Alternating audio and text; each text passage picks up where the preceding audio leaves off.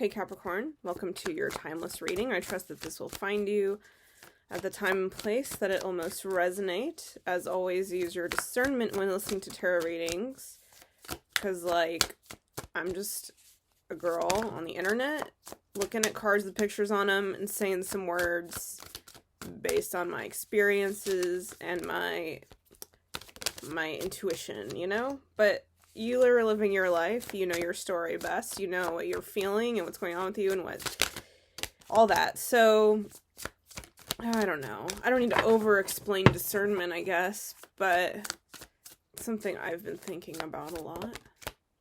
Also, a message I was getting for you right off the bat was, sorry. Okay, Rider-Waite Tarot, and now we're going to do my Iris Oracle. So a message I was getting for you, Capricorn, was it's okay to take a little bit. It's okay to be in the front of the line sometimes, The reason I thought, or didn't think, anyway, I'm a little all over the place this morning, I guess. Let's come back to center. Okay. The thing is, Capricorn, I think there is a little bit of a martyr complex in all of us, right? Or at least especially women in this society. There's this idea that to be good, I have to make sure everything is fair, and I have to be making sure I'm playing by the rules at all times. And if I'm getting special credit, special bonus benefits, then maybe that means I'm a bad person, or maybe that means that I'm kind of hurting other people in the process. They're not getting enough and I'm getting too much. And it's totally great to be in a state of wanting to be equanimous and to be fair and giving.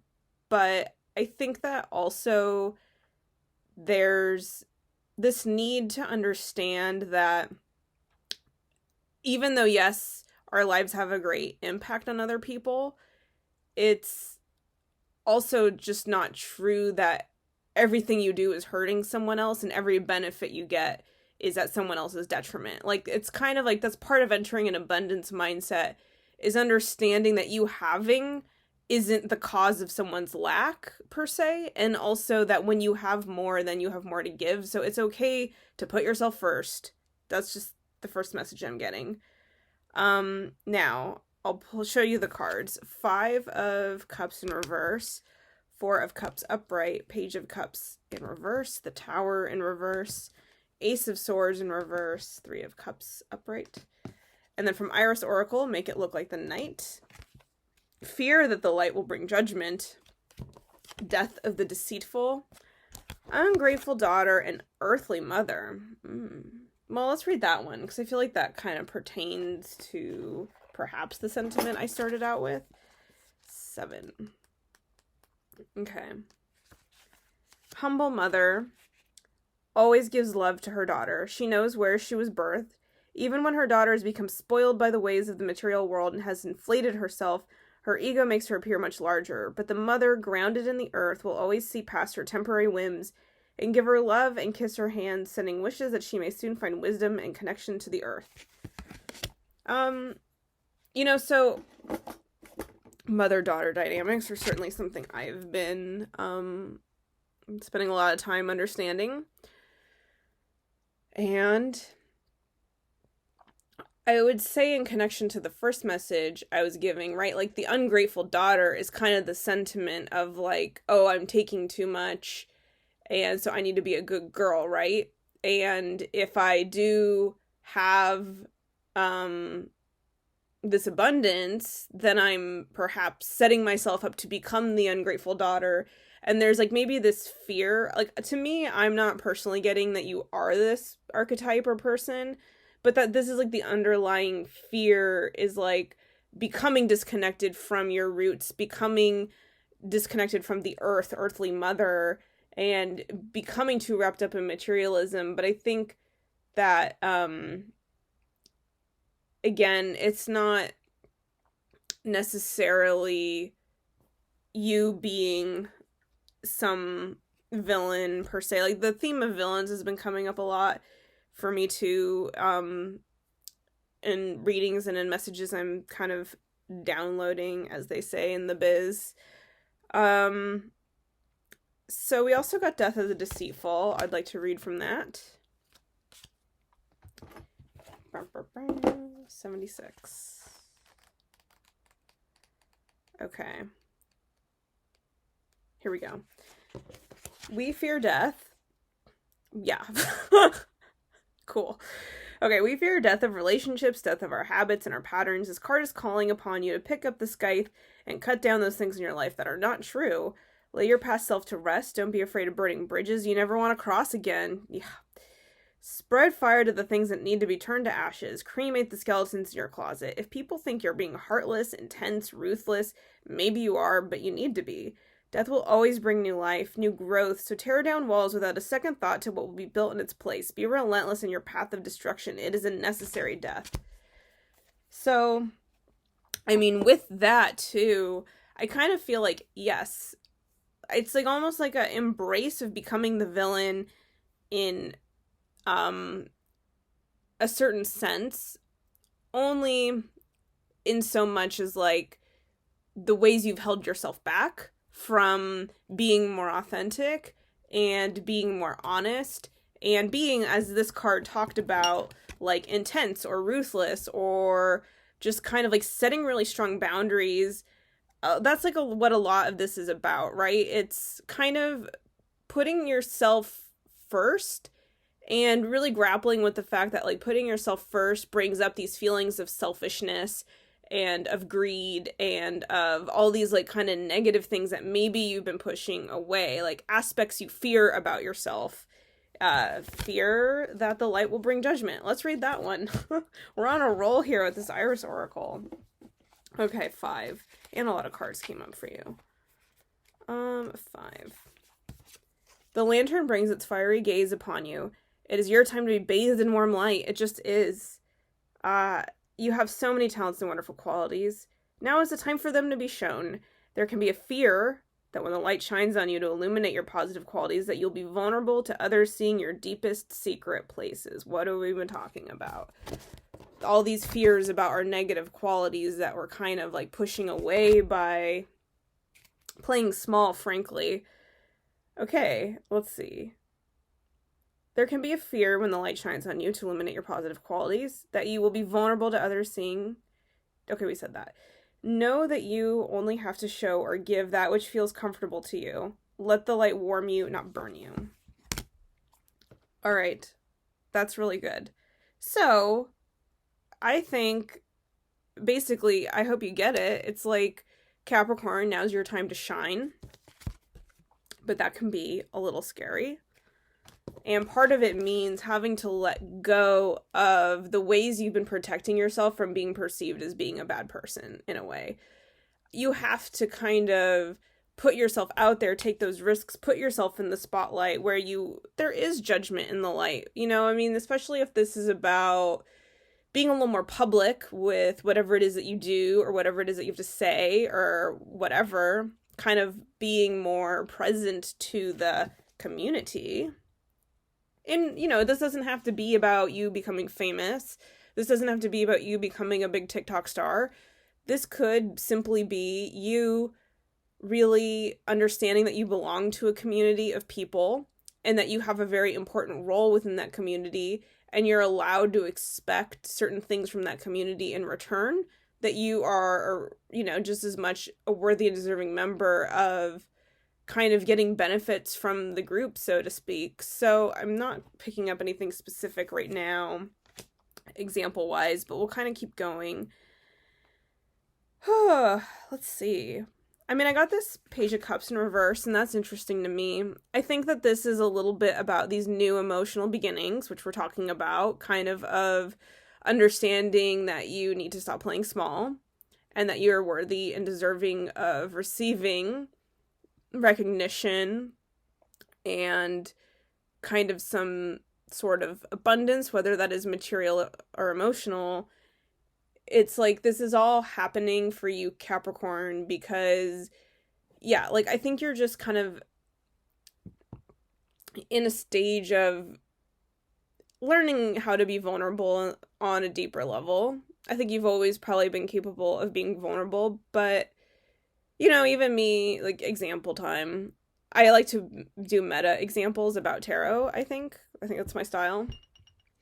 And me doing these tarot readings, like in my Cancer one, I cried, right? And it's like, ugh, I don't know. Maybe I shouldn't have posted that because this is YouTube and, like, God knows who can see this stuff and, like, who's listening and what they would think about me because I cried on a video, and is that even appropriate for a reading, right? Like, these are questions I have personally about something I just did recently.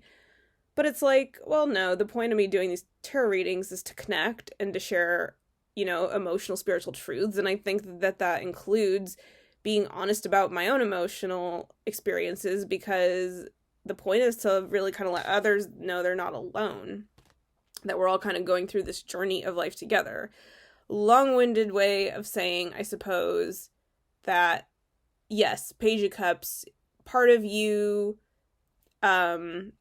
being more present, being in the community, kind of sharing your heart and your gifts is this vulnerability that feels scary and kind of wrong in a way. It feels kind of, with the Death of the Deceitful, again, it's like letting go of the part of you that was telling yourself that's wrong and taking kind of those, I would say soft but firm, like paradoxical. Okay, so like just taking these risks that are not like huge risks, but they're risks that are moving you inch by inch towards a more true, authentic representation of yourself, and really giving of your heart and your gifts and what you have to say, and not worrying so much about, again, this fear of being the ungrateful daughter.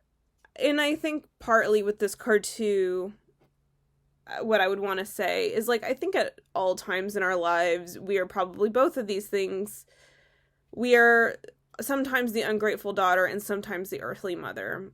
We are sometimes capable of being ungrateful and of taking things for granted and not being fully present and expecting more and feeling bitter and resentful. I mean, that's just human. And then the earthly mother, I think, is the space that you can understand is at the root of who you really are, like your higher self, and the view that you can always come back to and access as you ascend to these higher levels, whether that is materially getting more money or more status or more success, kind of understanding that, again, it's not the having the things that is bad, it's your relationship to having the things, and you can always access the earthly mother within you no matter what it is that you are being presented with, and kind of understanding that, I would say. Woo, I'm perhaps repeating myself at this point. Okay.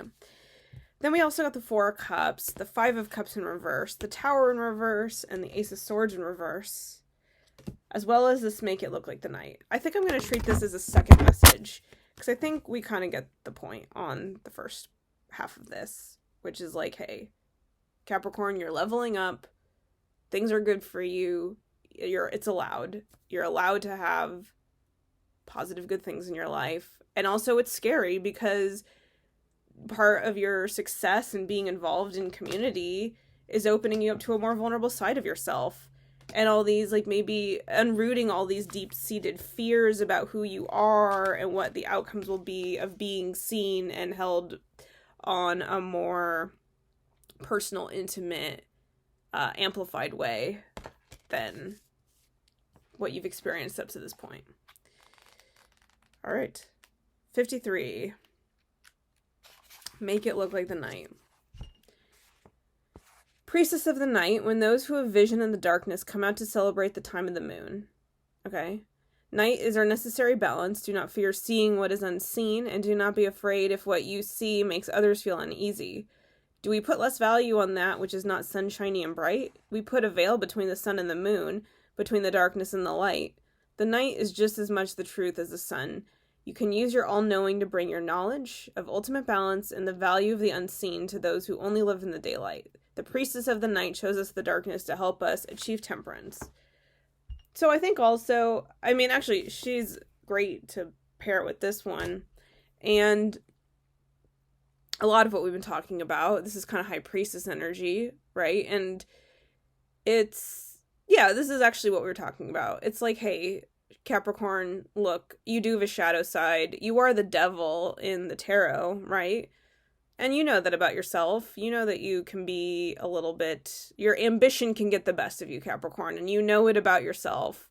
And maybe that self-knowledge on that level encourages you to has encouraged you up to this point to hold back so that you're nice and good and not stepping on other people with your ambition and with your like drive and with your kind of like tunnel vision almost, right? You've maybe been going against your own nature because you understand the shadow aspects of your own nature.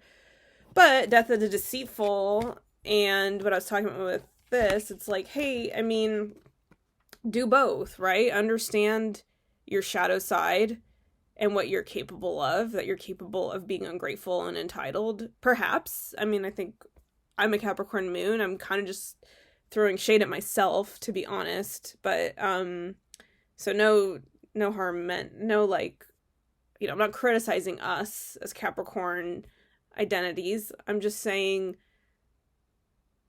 the opposite of criticizing us, just like, yeah, we're ambitious and that's our nature, so like let's use it and we won't be like sucked into like super negative ungrateful places because we're aware and we're accessing the earthly mother side of ourselves. So I guess this isn't a new message. I'm just repeating.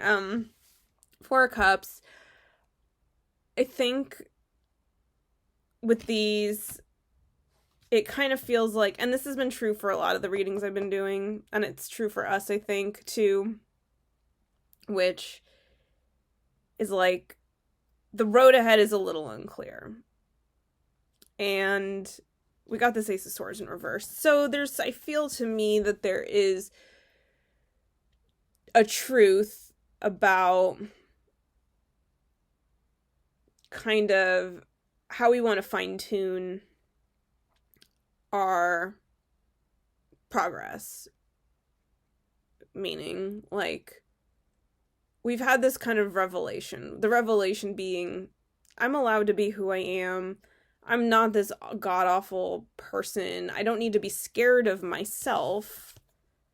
And I can accept other people's reactions to me, and let them understand me in the ways they do, as long as I'm kind of continually having that relationship with my own darkness and healing it through earthly mother type archetype energy, which also comes naturally to me as a Capricorn since I'm an earth sign, and kind of just like stepping more into the light and being in my community and being vulnerable, all of these things we're talking about. Well, it's all very new energy coming in, or it's a new way of, like, the example I can give is like, I have a cat at the moment, and we found the cat outside, rescued it, feed her, took her to the vet, all these things. And she's a lovely cat, and she's very cute.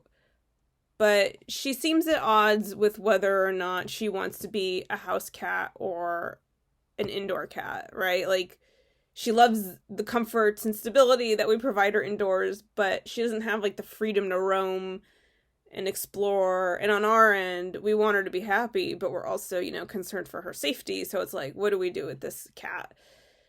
I bring up the cat because I think it's like, that's what I'm getting with this Ace of Swords in reverse and the truth. It's like, okay, here you are at this point where it's like the cat. The reason I'm talking about the cat is because the cat is doing nothing wrong. She's just being true to her own nature, which is she's curious, she wants to explore, she wants to hunt. And that's true for you too, right?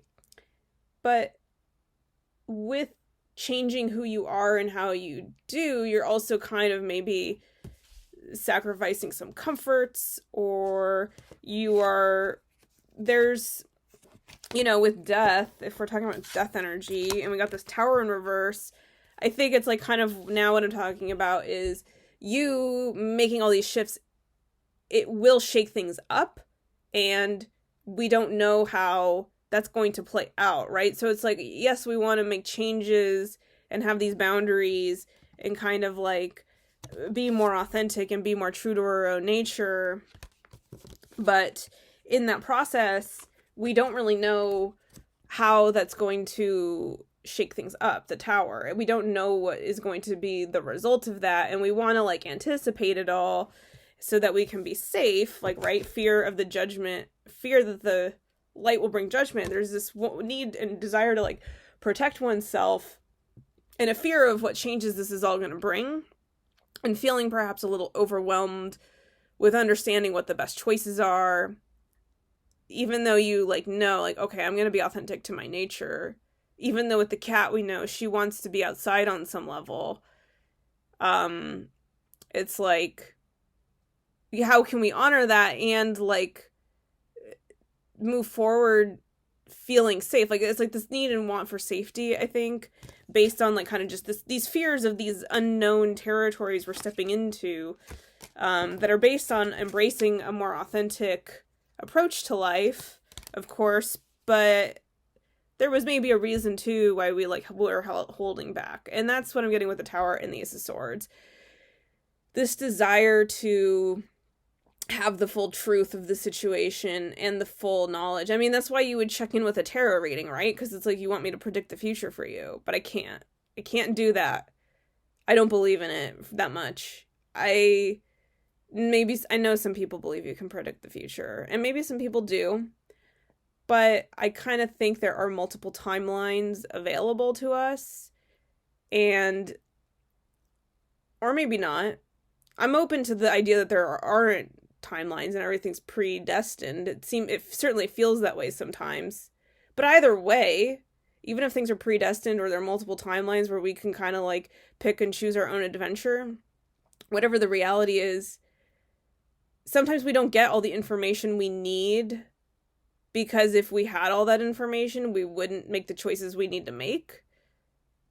If I told you, you know, like, you stepping out into the public and being more visible and having a more honest, authentic approach to your community.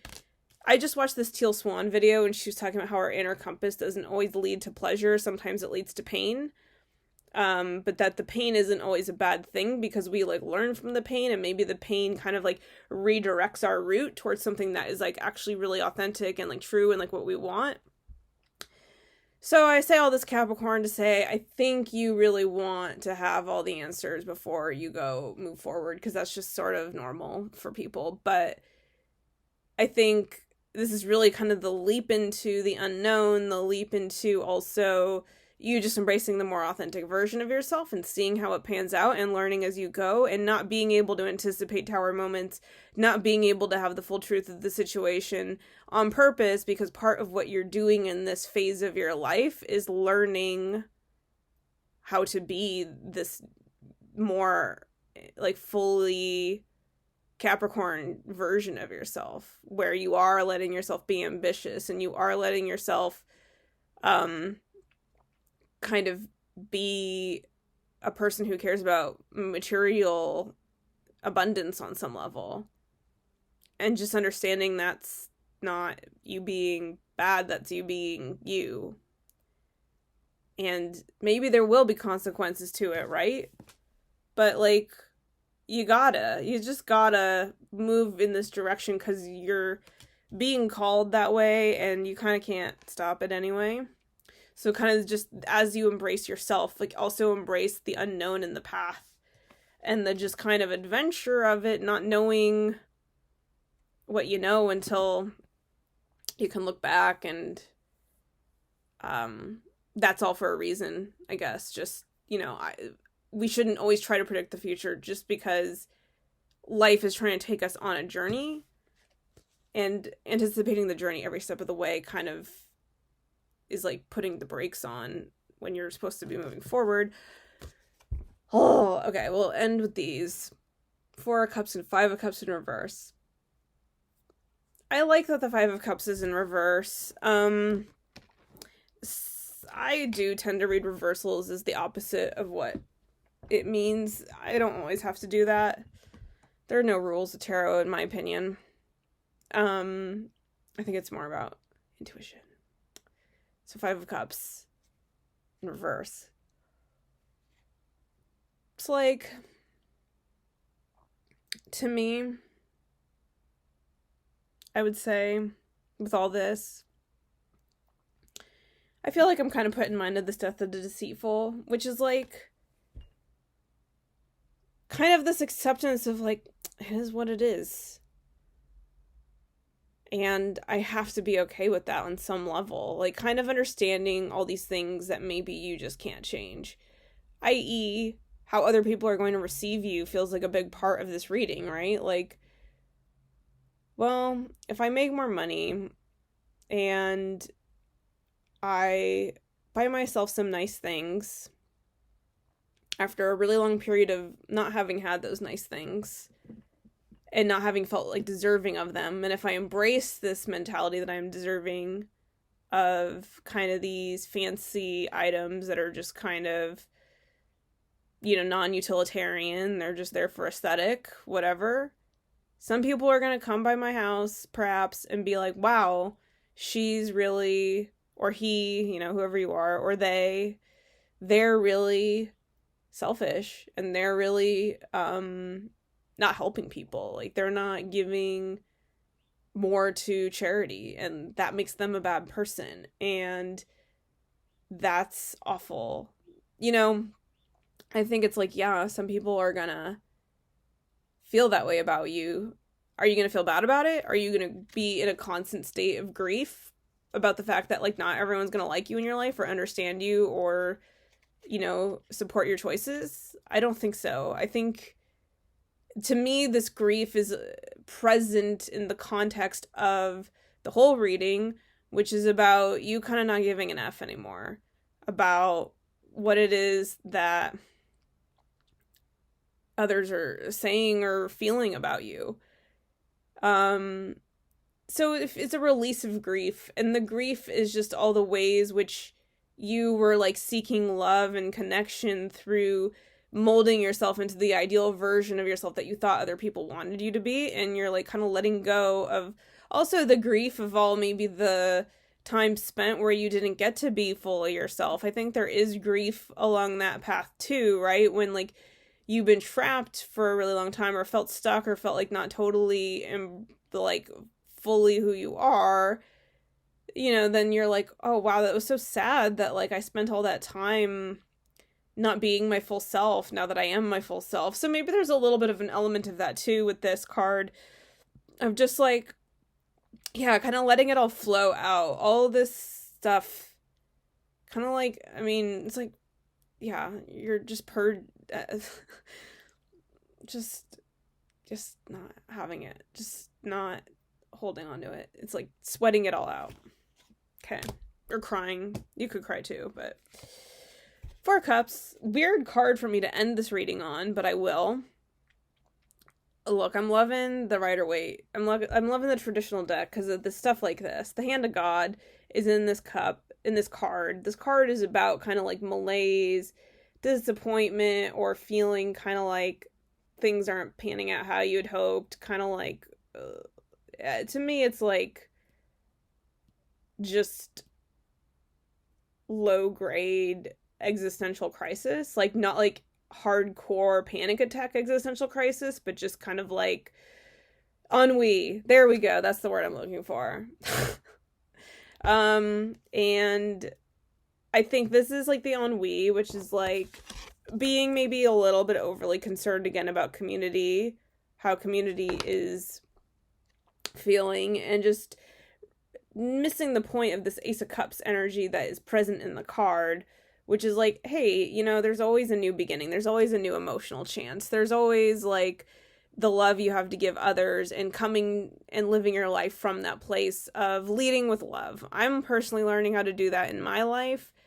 And I think Capricorns, it's a great message for us to end on, which is like, I think what we're ultimately doing is learning how to lead with love. Self-love, absolutely, because that's a big part of the message of what we've talked about, is embracing this self-love of embracing our own true nature. And then there's leading with love, where we're kind of negotiating our relationships and other people's perceptions by holding our ground, knowing ourselves, and it's not that we have to explain ourselves. It's just that, like, we can forgive others who aren't meeting us at the ascended vibrational level that we are going to.